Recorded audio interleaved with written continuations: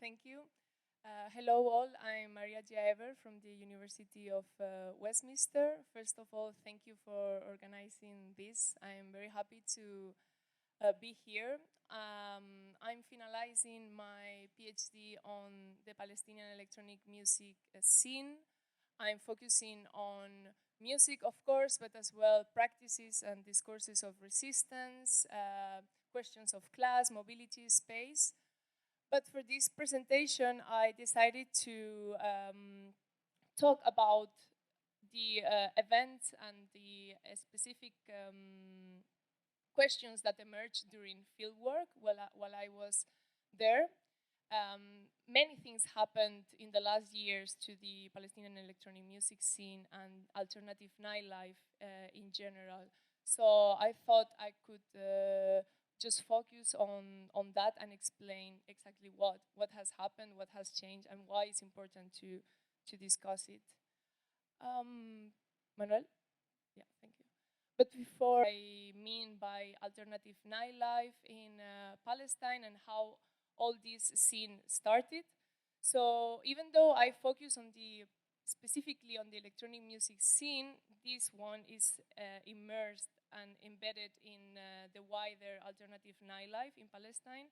When I say wider, it doesn't mean that it's really big, actually. So based on quite a strong do-it-yourself ethos, which means that most of the producers and most of the people are kind of independent and work between themselves in a sort of collaborative network. And it has Ramallah, the city of Ramallah, as the main space where this scene happens and unfolds. Ramallah is a sort of cosmopolitan bubble within Palestine, which means that is the city where the government is placed, which gives it a bit of a different political climate compared to the rest of the Palestinian cities and towns. It has a lot of NGOs and internationals, which gives this, what I say, cosmopolitan vibe with or coupled with a rise of a middle class sort of cultural elite that has been educated outside, that is more or less able to travel despite restrictions, and that has leaned towards new forms of consumption and leisure, where this alternative circuit is inserted. So some people say that being in Ramallah, you can kind of forget even that you are under occupation. And I say this with a lot of quotes, but for you to understand what I'm talking about and what this alternative nightlife means in relation to the rest of the context and society. So basically, it moves around bar culture, meeting to have drinks, meeting to talk. So there is a lot of drinking, and it's mainly around bars. I will show you a few of them in a while. And it is very based on bedroom culture. So as I said, producing at home, home studios, meeting with friends, doing music in a very do-it-yourself, low-key, underground way. It started back in 2006, 2008. That's when people started to go together, produce electronic music and other artistic practices. It's peak time, and this is important for later. I'd say it's in 2018. That's when I started the PhD. Well, it was a bit afterwards, but my master thesis. Anyway, and the peak time is related to a boiler room party, which is this picture over here. Boiler room, for the ones that don't know it, it's a streaming platform, very important nowadays within electronic music scenes, because they record DJs playing and they record parties. And since they have a lot of followers, the parties that they record get a lot of views.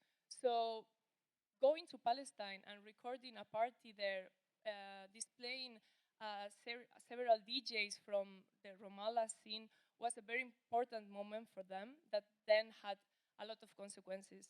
One of them was the international reach that they've got, and people started to get very interested in Palestine and how the scene was unfolding there.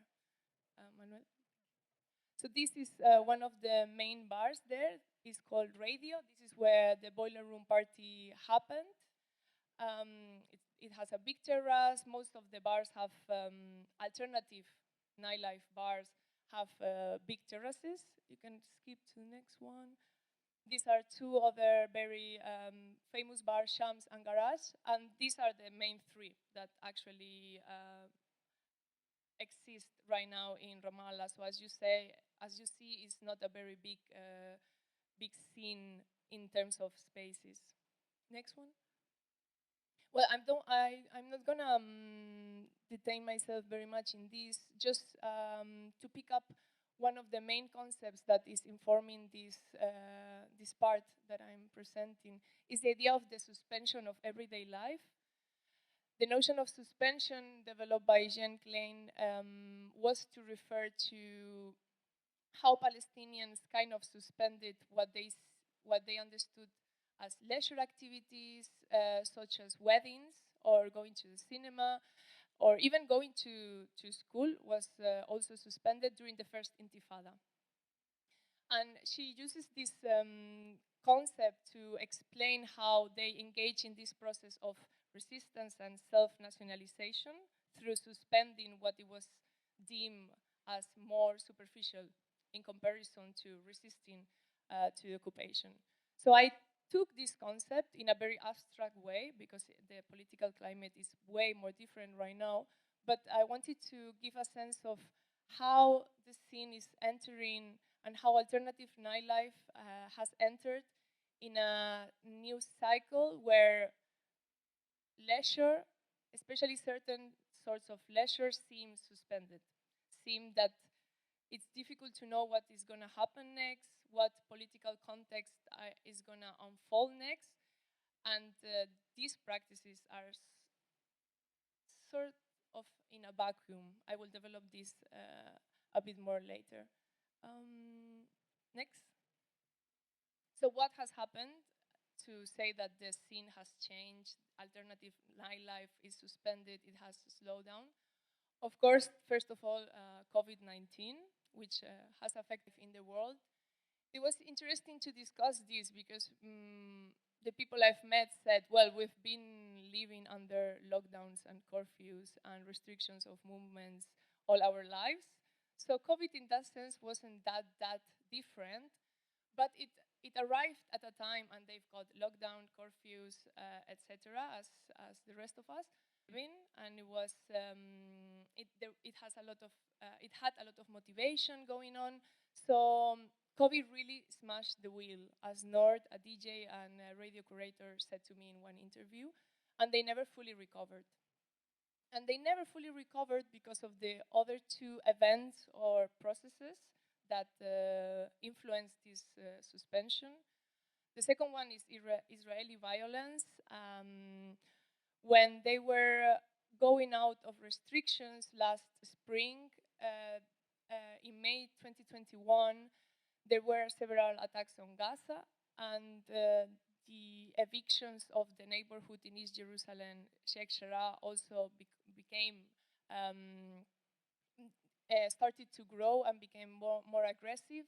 So during spring 2021 and the summer, there were a lot of protests in Palestine, and also protests against the Palestinian authorities, and this is important as well. So participants told me we were protesting one day and the next day you will be partying. You will look at your phone and you'll see some pictures from yesterday's demonstration while you were taking a selfie in the toilet of garage or some bar, which shows how layered and interrelated these two events and these two ways of dealing with everyday life are.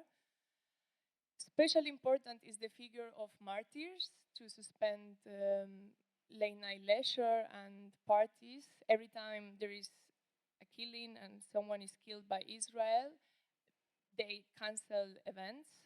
And the last 2 years have been very bad in this sense. So it hasn't practically, and by the time I was there, which was this spring and summer, there was a martyr every week. So it was very difficult to plan ahead, and people find the motivation to plan parties or do events without knowing what was going to happen. So definitely that kind of, and the increasing violence of the last 2 years and the turmoil in general has also led to this suspension. And finally, internal tensions. I mentioned the boiler room party before, and also there is another very important party that changed the game. This one was in Nabi Musa, which is this place over here. It's a sacred place for Islam, and they've got a legal permit. But when people find out that they were doing a party there, it got a lot of opposition, as you can imagine. The DJ that organized it, Sam Abdul Hadi, who is quite famous, actually got detained. And what is important about Boiler Room and Nabi Musa is that it generated a lot of national debate around authenticity, around whether electronic music is part of the Palestinian culture and the Palestinian way of leisure or not, whether this was westernized leisure, westernized music, and what's worse, it is normalizing occupation. And this is important, and it connects to the idea of Ramallah as a bubble, because this group of people are seen by many, not by all Palestine, but many Palestinians are sort of disconnected from reality because of the leisure and the practices that they do. So this led to a lot of cancellations, censorship, even violent attacks to parties or venues. So the conjunction of all these events has led to what I termed a suspension of alternative nightlife or suspension of the night.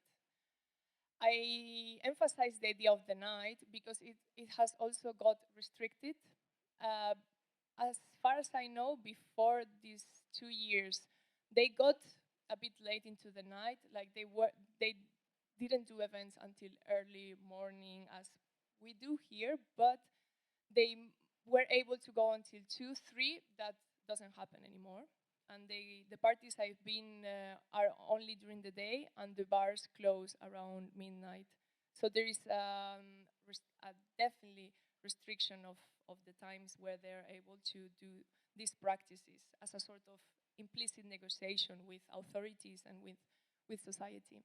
This suspension has 2 phases. One is the strict cancellation of events. They don't get the permits, or they decide not to do it for respect, for solidarity, or for fear of the consequences.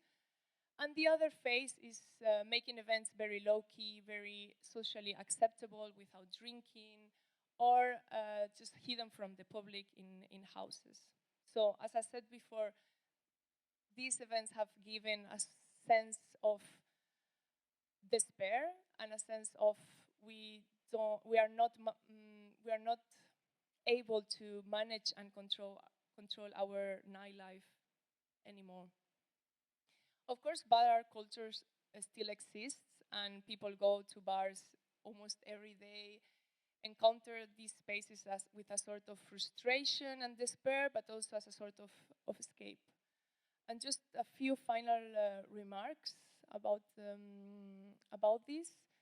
I think what is happening right now is a reflection of cultural and social anxieties, and with its own particularities within Palestinian society, about change and about how leisure and the night, in this case, are spaces of struggle, definitely, and spaces where different forces within society encounter themselves, and let's say the correlation of forces is not favoring the most alternative spaces or underground spaces. finally, it was very interesting to focus on this part because since I started this research, I've seen a progression of different discourses around nightlife in Palestine. The first one that I encountered a few years ago was this sort of surprise that there is even nightlife in Palestine and how we can actually relate to those practices. And which this was connected to the second very simplifying discourse when people started to get to know the scene and alternative scenes, started to see them as these heroic spaces. I include myself in that process. These heroic spaces of all the time resisting against occupation. And there was there is a very big narrative of neo-Orientalism and romanticization of this sort of leisure and this sort of music. And what I encountered through my research is this, that actually things are sometimes simpler in this sense, and there is a lot of political aspects in it, of course, but the main motives of people to engage in these practices are about having fun, escape, expressing themselves through music. So it's been really interesting to see how the surprise has led to romanticization and then to a sort of mix between both of normalizing and understanding what is going on. And I think that's it. Yeah. Thank you very much.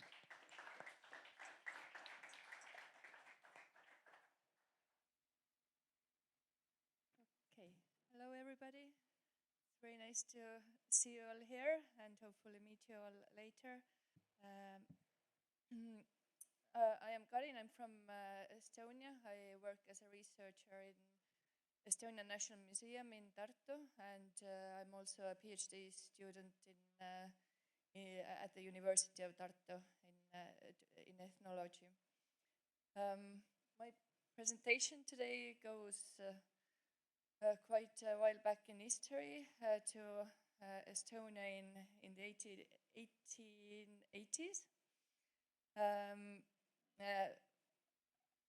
I've been involved in night studies for maybe 4 years now, and as an anthropologist or a visual anthropologist, I felt that I still have to kind of go back and do some historical research to be able to connect what is like happening in the dance scene today, to kind of connect it with the history. Estonia is a very small country of 1.3 million people in northeastern Europe. Next slide, please. Thank you. I've been involved in curating an exhibition that we are opening in 2024 called, the working title and not the good translation, but To Whom Does the Night Belong, where me and other curators research Estonian nocturnal history and also the contemporary times, and this is like a big part of my work, and I more or less finished my first paper in PhD, and you can see the title below there, and this is what I'm going to tell you about today. Next slide. So the starting point of my presentation, which is the temporal starting point, 1880s, it's a very important, pivotal period in Estonian history. In the last quarter of 19th century, Estonia was still a part of the Russian Empire, but the elite were actually Baltic Germans as a very specific group. And Estonians, they were mostly peasants who had just been freed from slavery, but as the Baltic German hegemony started to decrease during this period, then the Estonian emancipation process also grew stronger. And it was a period of national awakening. Estonians understood that they are actual unique cultural and sociological group, and there were a lot of different circumstances, but this all culminated in Estonia becoming an independent state after the First World War in 1918. And all of this took place simultaneously with operating networks and huge factories with jobs, and that all contributed to broadening and diversifying the activities happening in the cities at night. So due to these significant developments that crumbled this once essentially homogeneous Estonian route brought to the brink of modern urban culture. So that's why this 1880s or around this period is kind of, I felt there is a pertinent point of departure from which to explore Estonian nocturnal city life. So that's some historical context. So what I've done, I've analyzed a lot of Estonian language newspapers from this period. And what became evident is that weekly dance gatherings that lasted until late or early morning became a very popular pastime among these new city dwellers who had moved from rural areas and and were hoping to find work in the factories and also gain more personal freedom. So in the decades around the turn of the century, dancing activities were held on a regular basis in Estonian societies. These were these cultural or labor or educational or social societies that had events with a more formal program in the daytime and then dance parties at nighttime, which became really popular. And for dancing, musicians played bagpipe, harmonica, violin, or accordion. Sometimes there was a small ensemble of wind instruments that was hired for music, and people danced polka, waltz, polonaise, cotillon, and other dances that, of course, varied in time. And there is a dance card also that I found from 1900s where you can read what dances were happening at the time. And so these events took place in society buildings as well as taverns and open-air facilities, and they were often decorated and lit in a festive manner. And one newspaper in 1882 wrote that these late-night pleasures are like shining stars in our current dark evenings. Next slide, please. But so this quote was actually one of very few positive, like praising address of such late-night dancing parties. Estonian language journalism at the time, it was significantly shaping Estonian public opinion, and the writers in the newspapers, they discussed the rational and moral questionability of dance parties, pointing out that many people are not willing to go along with this new concept of time that strictly regulates work, sleep, and leisure time in this new industrial world. And it did not take long for moral judgments to be cast on these events. One author pondered how nobody has time to give the night its right anymore. And so the criticism of dancing, and especially the nocturnality, the nocturnal nature of dancing, was becoming very widespread in the newspapers. Some theory. Time plays an important role in the social organization of most cultures. Time is a framework that creates stability and structure and also marks boundaries and transitions, phases, and rhythms of life. According to Chris Nottingham, time and moral order are inextricably linked, and this relationship can clearly be seen in how nighttime and daytime are distinguished from each other. So night, while being a natural phenomenon, has taken on a socially mediated spatial dimension as a result of how it's used, how it's experienced and regulated. And consequently, daylight and nocturnal darkness have acquired distinct cultural values, morals, and understandings. The strained relationship between people and darkness emerges very clearly in urban life. The city is an environment that brings together different people, different values, lifestyle, attitudes, and social control, especially at night, is very difficult to implement in the anonymity that city offers. So Estonian intellectuals of the time, many of them were involved in journalism, and they kind of set the rural culture as the center of this Estonian national identity. And in general, the urbanizing Estonians did not necessarily all embrace this new city life with its very different milieu, its industrial development, the much faster pace and bigger stresses. And these previous rural norms and habits, they were being broken. Hopes and anguishes were being kind of created by the cities, but also a lot of fascination. The nocturnal life must have really fueled these new anxieties of disorder, as Nottingham has written that fears of disorders of the night are probably eternal. Next slide, please. Nottingham asserts the direct experience of cities and no less the imaginative machinery through which they came to be understood created powerful anxieties.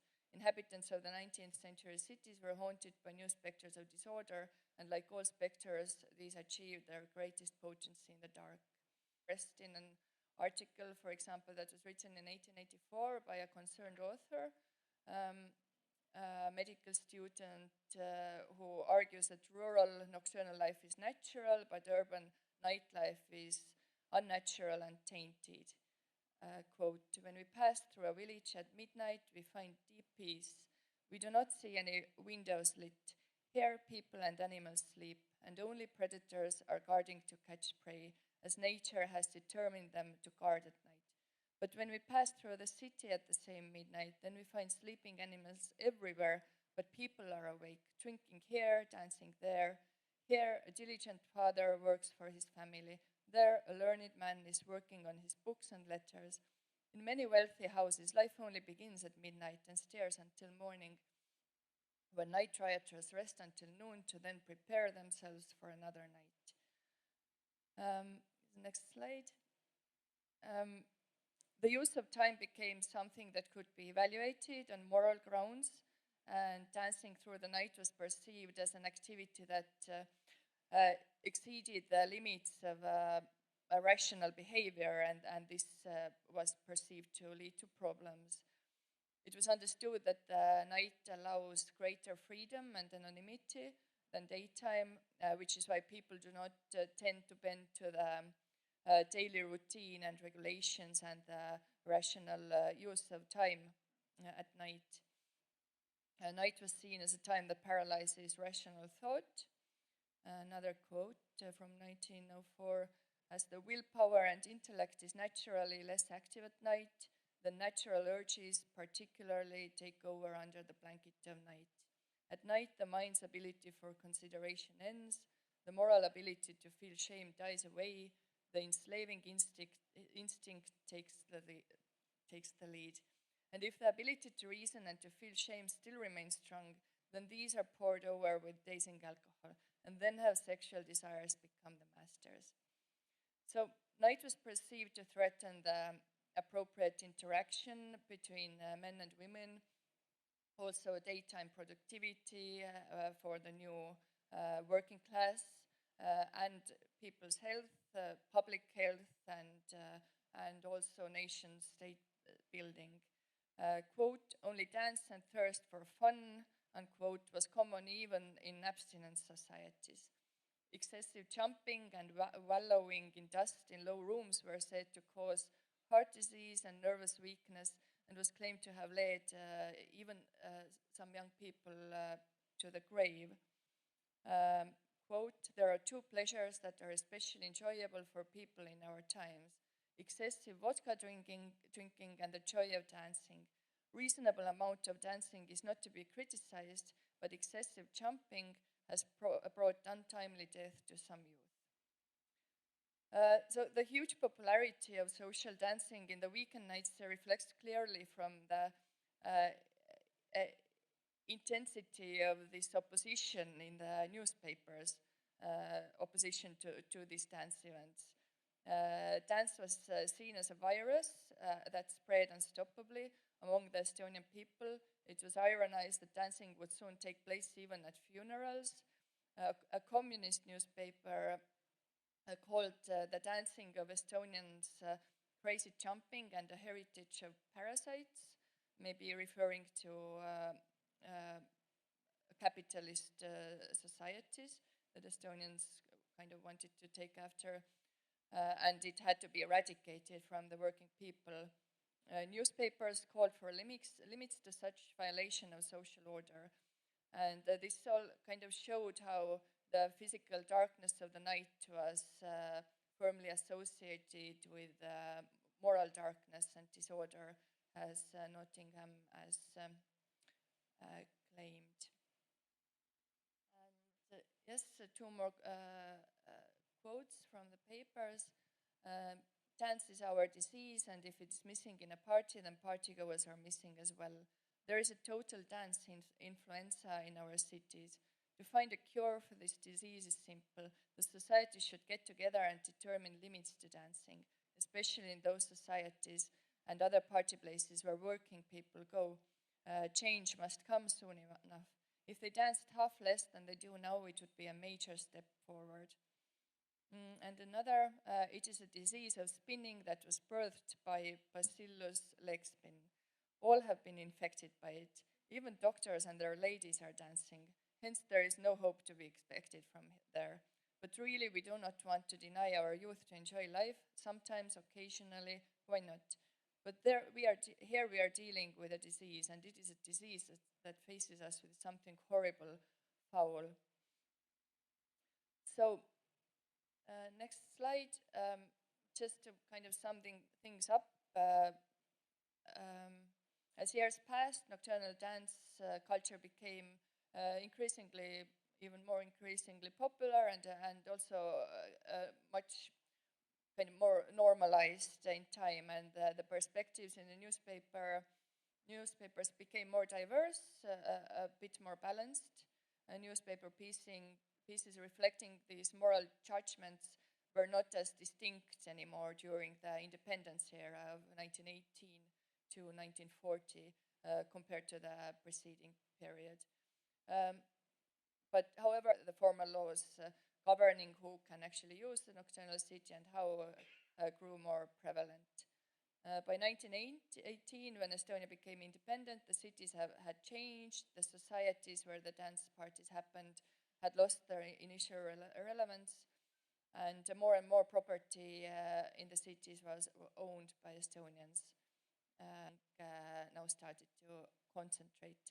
And later on, the Soviet occupation, of course, brought about a total disruption with its ideologies and repressions strongly affecting nocturnal culture, as well as clearly every other aspect of every day and every nightlife. But the nightlife was very kind of vibrant during that time as well. The Soviet night is yet to be thoroughly studied. Well,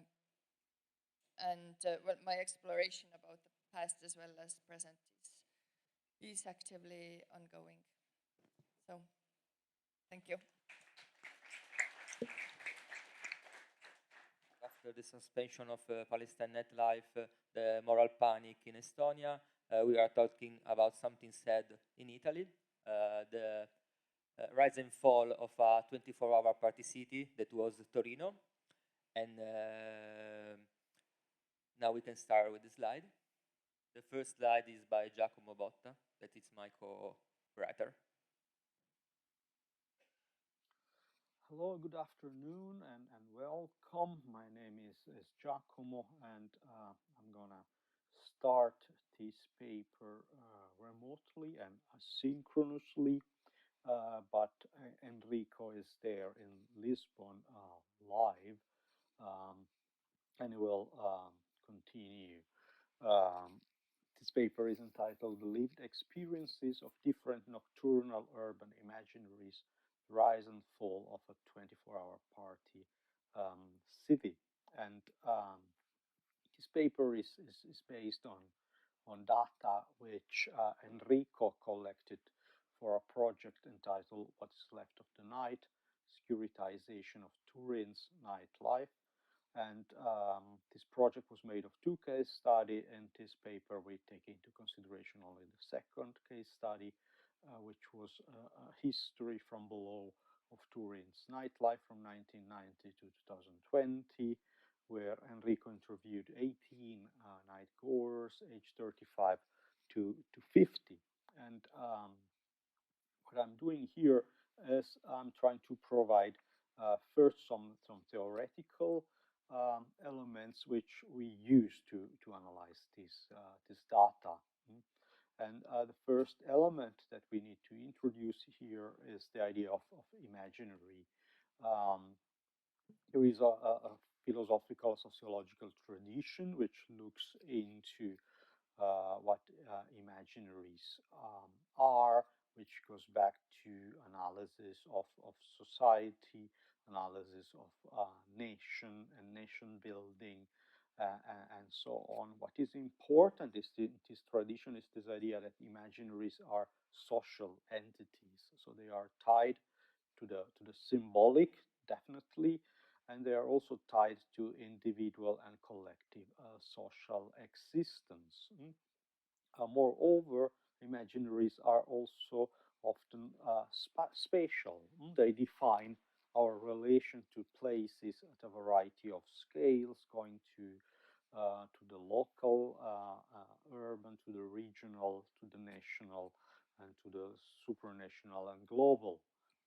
What is important for us is the idea that imaginaries are performative. And what do we mean with that? We mean that imaginaries always unfold at the material level. They always result in something which affect space and society from a material point of view. But this material unfolding, of course, also hits back to the imaginaries and make imaginaries somehow evolve and change.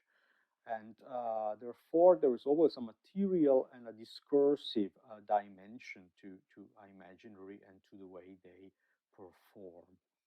And of course, not all spatial imaginaries perform in the same way. And this is something which is very important in this presentation that we're having today. We are referring to urban night imaginaries without relying on historical consolidated ideas about the European night or references um, to established understanding of, for example, the night in literature or in cinema and so on. We just relied on the data we have. And we looked at the assemblage of the experience of this. We looked at sociability and affect. And this is, of course, a very important dimension when we're referring to imaginaries. We looked at governance, how how the night is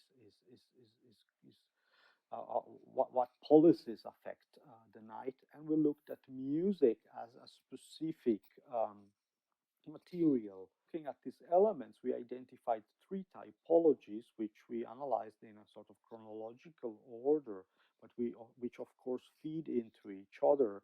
The first one is the confetti, the second one is the 24-hour party, and the third one is the white night imaginary. And now I leave the floor to Enrico to continue our analysis.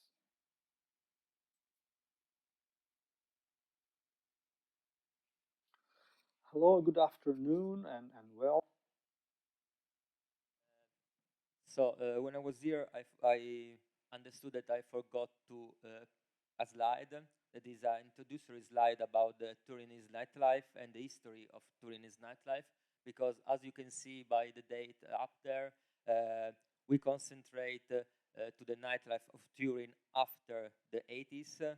So when the industry that defined the history and also the night of Turin was already in crisis. It was in a huge crisis. I'm talking about Fiat, because for all the 19th centuries, the night in Turin was mostly defined by the time of work and the division between work and rest. And while after the crisis of the beginning of the 90s of the Fiat, we see that as in other contexts, there is an emergence of nighttime economy in Turin. And so we decide to analyze the urban night imaginary of the post-industrial Torino. To begin, to introduce the first imaginary, I would like to start to the Andrea quotation that in a simple sentence put together both the spatial dimension of this imaginary, but also some experience, some practices that people have done, the main practices that people done in the time, and also it emerged a little bit their emotion. But at the same time, I want to give you also a visual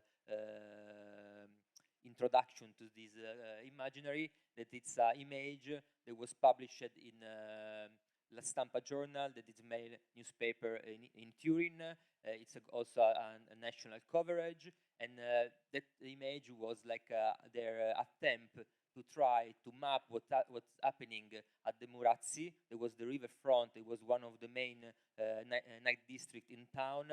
After a person was killed, they tried to map the Murazzi River, and also try to understand what's happening there, and try to translate the different population, the different tribes that was enjoying their night in the Murazzi through the the civil society. So they make a quite funny and also paternalistic description of the different venue with the different people, the different sound, but seems written by a old person, not by a person that enjoy that kind of nightlife. Next slide. So we decided to call this first imaginary confetti, and this is a reference to the work of Wayne on City Festival, and we decided to use this word because the nightlife in this period was as someone throw confetti over the night of Turin on the city in a different level, on a spatial level.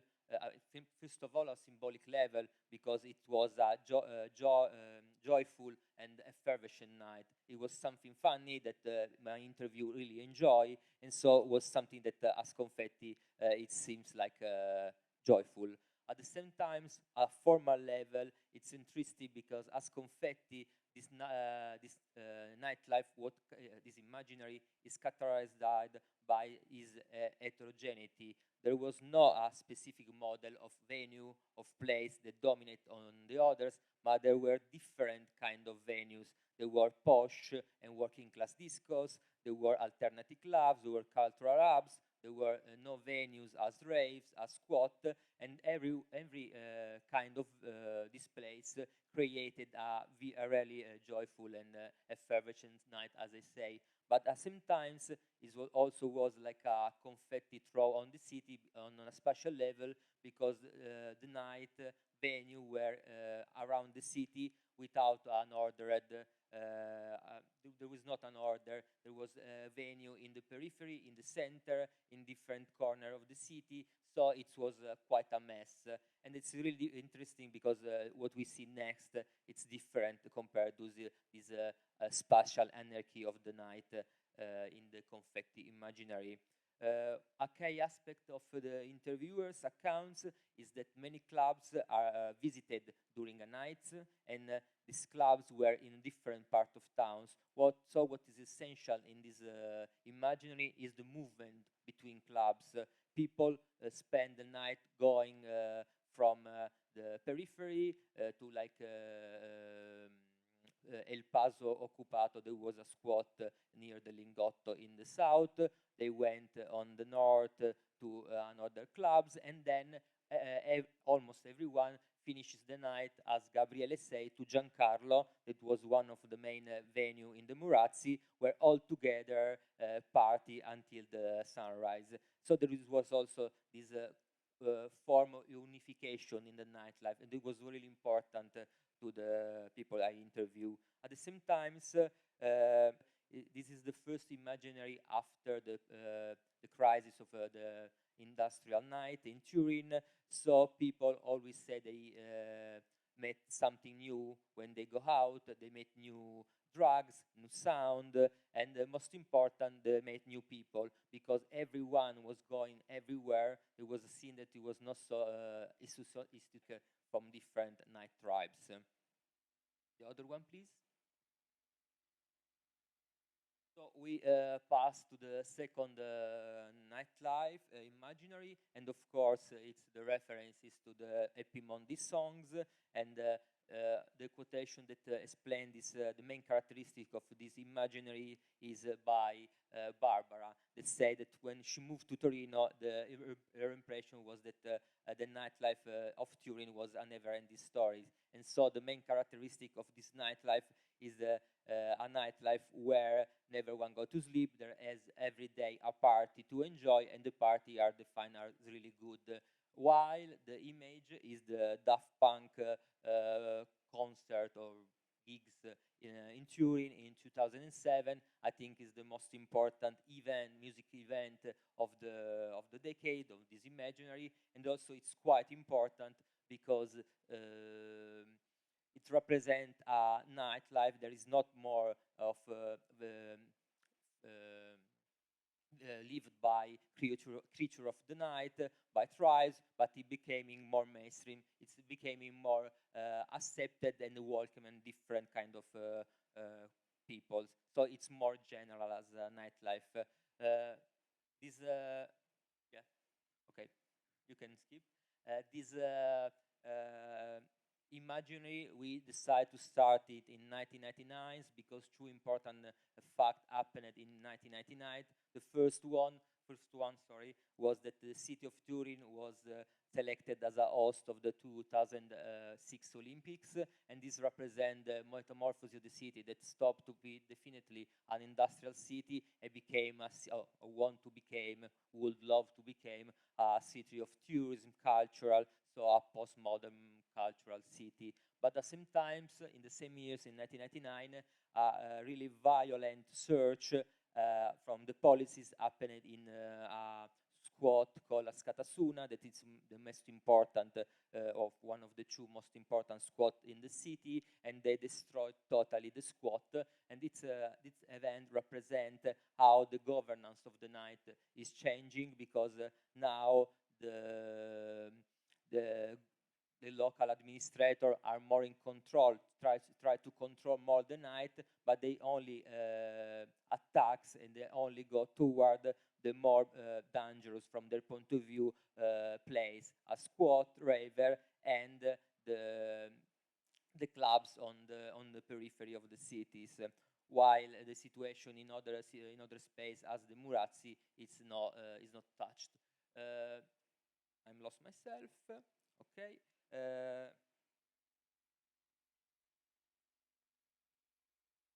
So as I say, the one back before, please.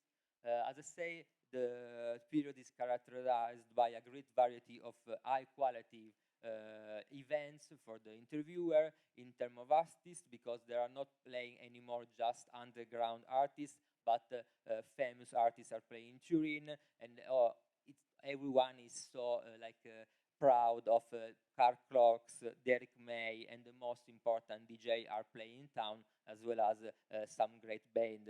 the interviewer stopped moving around in the city because the nightlife is concentrated in the city center. So there is a special variation that is really important, and this concentration of the city center is a little bit due to the closing of some clubs in the periphery of the cities, but also it's because like the city center become the place of where nice things are happening, the more important things are happening, especially in the Murazzi waterfront. There was the one I presented at the beginning that became in this decade the core of the Torinese nightlife. The problem that they are moving less toward the city, it's also connected to the fact that events are more important, like the special event organized by a special organizer, or where a DJ is, or a band, a famous band is playing. So they are more close in their own one tribes. They are less. They came less in contact with different people, and this is something that already occurred, and that in the interviewer became to be familiar with. But another important aspect that is connected with the aspect of pride is that the city of Turin became more and more famous, the nightlife of Turin became more and more famous, and so people find that tourists come to Turin to have fun, and that it's really important for them because it represents, as I said, the metamorphosis of the city. They feel they are becoming important, and they became like proud to be in a place that it's able to attract people around the world. Okay, but there is the last imaginaries that it's called Notti Bianche. Notte Bianche it's called White Night. That is a translation of Notti Bianche. So cultural event that are held in the night, but where the usually host like more not night activities, as go to the museum, light works and so on. And for the picture, I choose this Notte Bianca that happened in Turin, where a bunch of people all dressed white can go to the Piazza San Carlo, that is one of the most important city in the chairs from their home, and they eat all together. It's a wonderful thing, but at the same time it represents how the night is changing in Turin, because as Clara say, in the last 10 years, aperitivo prevail over dancing, because this evening activity became more and more important please. This imagery start in 2012 because it's the beginning of the end for the beginning of the crisis for the Turinese nightlife, because it's when almost all venue in the Murazzi riverfront closed, and after this closure, other clubs around the city start to close. The motivation of this closure is because it totally changed governments of the city, that became more strict around not just rave, squat and so on, but in general toward nightlife. So there is this hyper innovation of the governance. So new instruments are developed to control what's happening in that, not just in the club scene, but also in like the evening economy scene, because different police forces are especially directed to control what's happening in the neighborhood of evening economy. At the same time, as I said, there is food prevail over dancing. There is a movement to the dance floor, to the terrace of the bars, but all this movement to more economic-driven fun left our interviewer with a lot of despair, a lot of boredom, as a lot of disappointment, as Federica summarized. So when that she started to go to cocktail bars, but she met the person, her friends, and everyone is complaining about this new nightlife in town, or this new no-life night in town. To conclude, what we try, this is a wonderful image from the COVID era. so it's not what we were talking about, but this is Piazza Santa Giulia, that it's a piazza where there is a main hotspot for young to go there and drink and sit and have fun and play games. And during the COVID, after the lockdowns, the local administrator don't know how to stop people to gather, so they put a lot of, they use as a garage for the car of police forces. So what we want to conclude, what we have tried to show is that imaginary are not just something idea that have a symbolic value, or like it's some general stuff, but they have a performativity, have an impact on what the experiences of night, it's feel, it's done, but also on what how the spatial dimension of the night can change through different imaginary.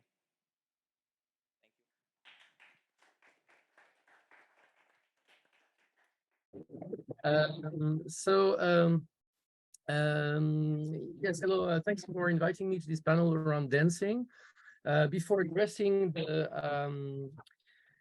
issue of Freiräume in Berlin, let's go back in time to the beginning of the summer 2020, when Berlin clubs, you can see, yeah, when Berlin clubs were allowed to reopen outdoor as beer garden, such as about blank, but with the so-called Tanzverbot, which means that dancing was prohibited and customers had to remain seated at the tables.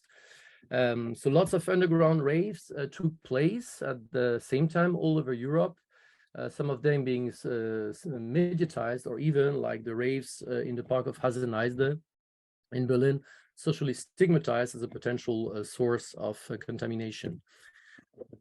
So the issue of open air got a central place during the pandemic, as shown by its position in chapter 1 of the report of the Global Nighttime Recovery Plan initiated in autumn 2020. And the pressure of club owners, combined with the relaxation of the regulations of the gathering in June 2021, reopened the debate on these public space, on these free spaces. So the defense of legal open air appeared not only as a social emergency, but also as a pragmatic response to illegal raves, a way for the nightlife stakeholders, the City Council and the Club Commission, to better control the epidemic and as well to regain control over the night. So the discussion on the necessity to develop free spaces in Corona times was based back then on the results of the newly published medical studies, such as those of the COMCORE study conducted by the Pasteur Institute, and concluding that the outdoor contamination rate was much lower, like about 5%, compared to the indoor contamination rate. So on June 16th, the Club Commission in Berlin officially called for the preservation of Freiräume. I'm going to show you the video. I hope did I share, can you hear the sound? Or maybe, yep. We can hear you perfectly. Die Pandemie hat die Clubkultur schwer betroffen. Wir arbeiten daran. Wir arbeiten daran. Wir arbeiten daran. Wir arbeiten daran, unsere Freiräume zu bewahren.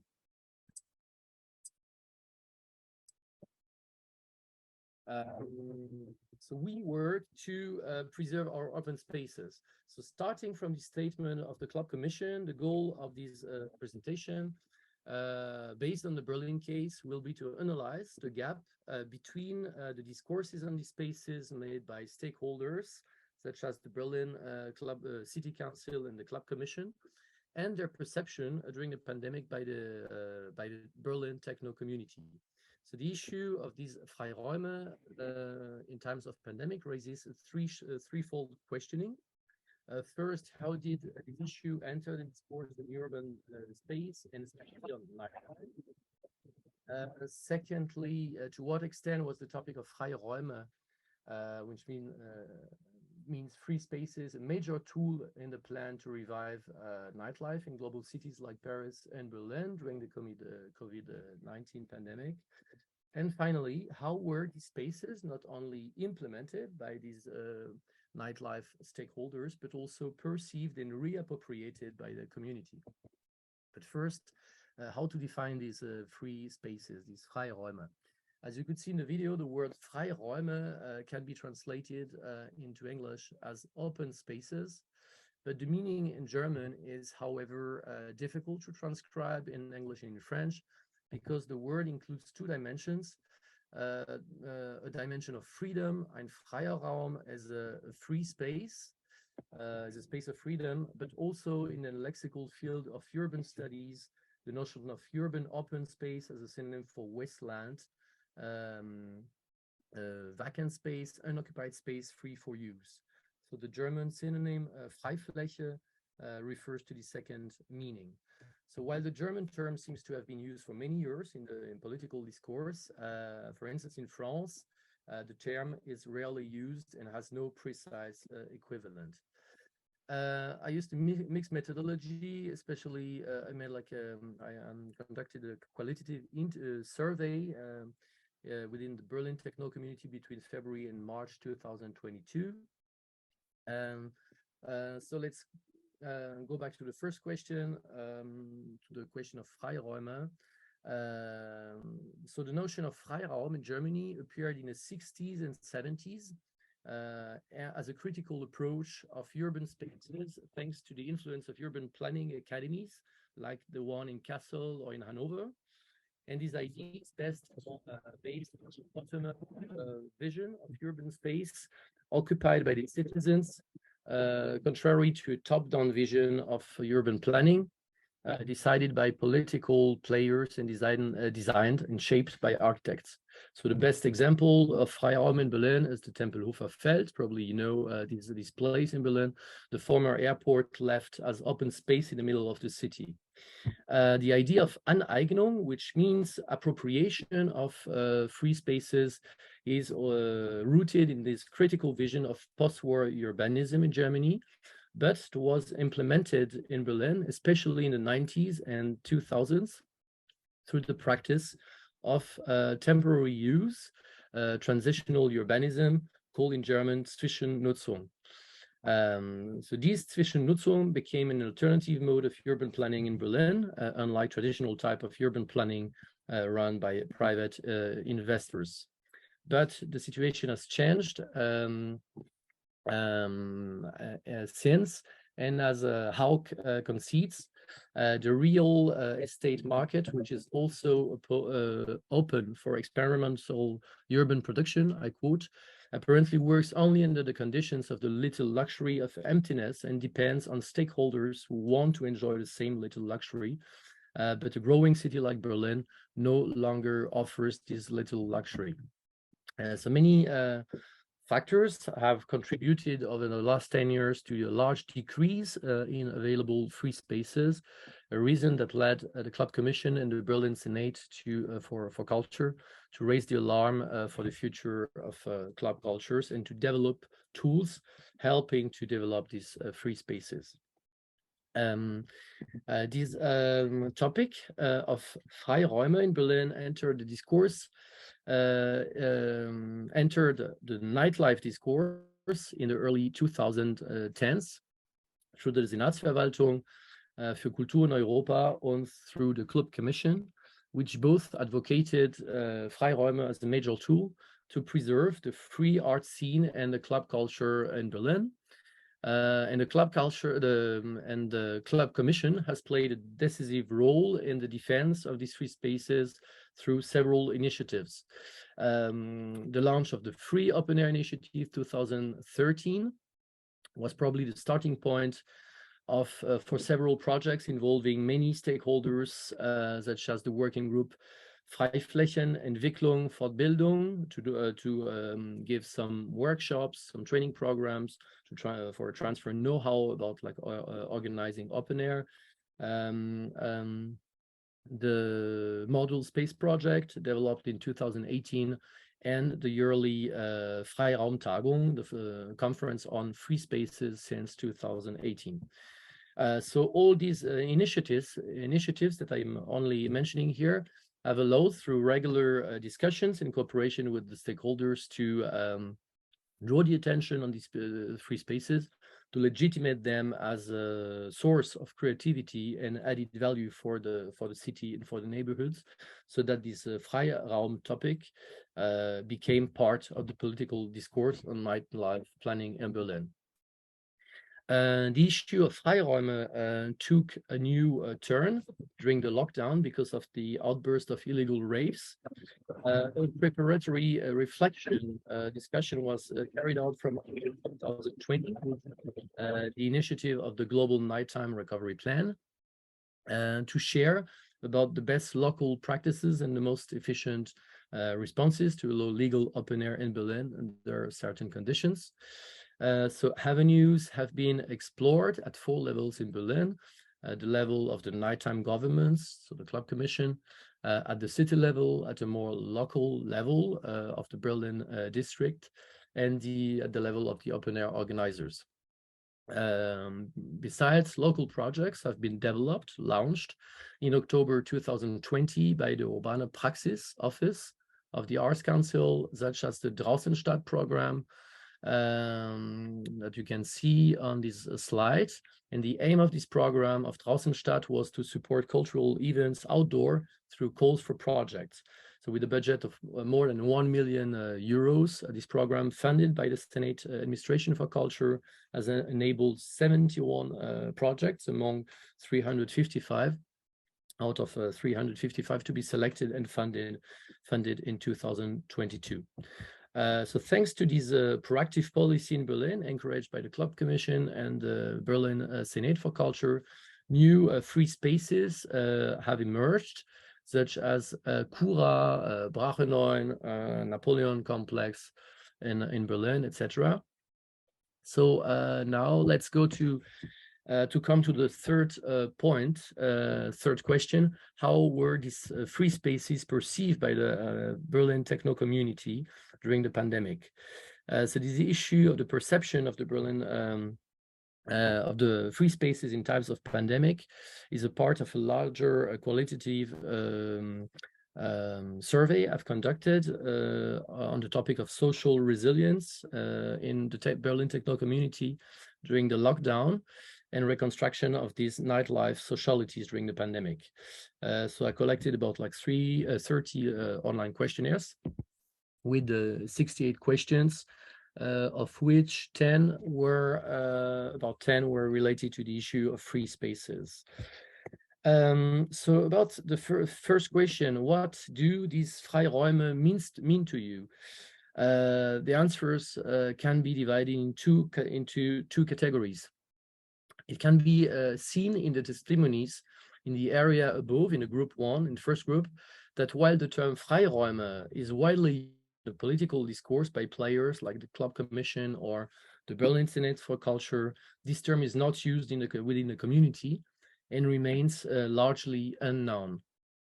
Initiatives like Draußenstadt, as you can see on the diagram, seem to have suffered as well from a real lack of visibility.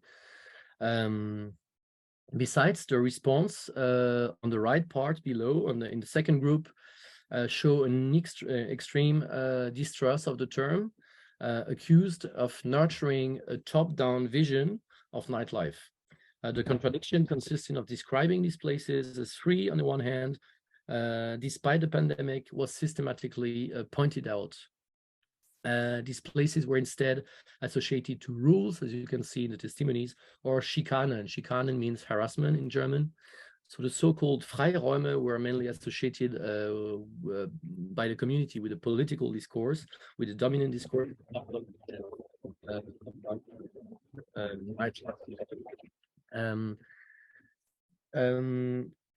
First, there were these so-called free spaces were spaces where ravers paradoxically didn't feel free, as you can see on the diagram.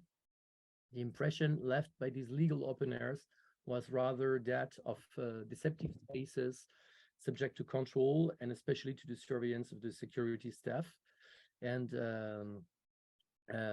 was the first impression, dominant impression among the interviewees. Second, in a city like Berlin, where the boundaries between day and night are partially abolished. Daytime on weekends is often a time for partying in Berlin. The Freiräume modified the temporality of raving. On the one hand, the time for outdoor partying shifted to daytime, only to daytime. On the other hand, like open air parties were limited in time and ended at 10 p.m. Not for public reasons, not for public health reasons, but for reasons of nightlife related conflicts and regulations about noise pollution after 10 p.m. Third point, consequences as well on the physical and emotional experience. These Freiräume, these free spaces in times of pandemic, have reportedly had a negative effect on body experience and emotions, and thus on the feeling of social belonging. The obligation to wear a mask and in a so-called free space prevented people from connecting. The free spaces here seem to have failed in recreating a sense of community by the people who went to this legal open air. And the restrictions that concerned these spaces seem to have deeply affected not only the feeling of freedom, the temporality of raving, the emotional and bodily experience, but as well the sense of community. Despite all the criticism, these Freiräume, these free spaces, have, however, served as a real lever of empowerment for a few Berlin collectives, such as the queer collective Fluid Vision. You can see it on the last slide. They received 2 days ago an award at the Day of the Club Culture and a 10,000 euros grant. And this collective that I had the opportunity to meet during a session of participant observation in July 2021 was creating in the context of Draußenstadt, this program developed by the Berlin Senate for Culture. So Fluid Vision was selected for its project and organized 2 legal open-air events in a free space called Brache 9 in Wuhlheide in the district of Berlin. And it managed through this Draußenstadt program to expand its community. So this Draußenstadt program was thus a real platform for queer non-binary artists from this collective, such as the drag performer that you can see at the bottom, on the right at the bottom, Lilith the Queen, and the DJ Vinvar on the right side. This program helped them to perform in front of a large audience. There were about 400 people, and they helped them to reach a visibility in the scene. So they have been programmed regularly since in several venues in Berlin, like Suicide Circus or Tresor. And these Freiräume have thus been used as tools of self-empowerment, which shows a deep gap here between the perception of these spaces by the community and their temporary actual use by collectives and open-air organizers. I think I reached the time. Maybe I can skip the conclusion, which is more or less what I've just said. So thanks a lot for your attention. I hope you could hear me.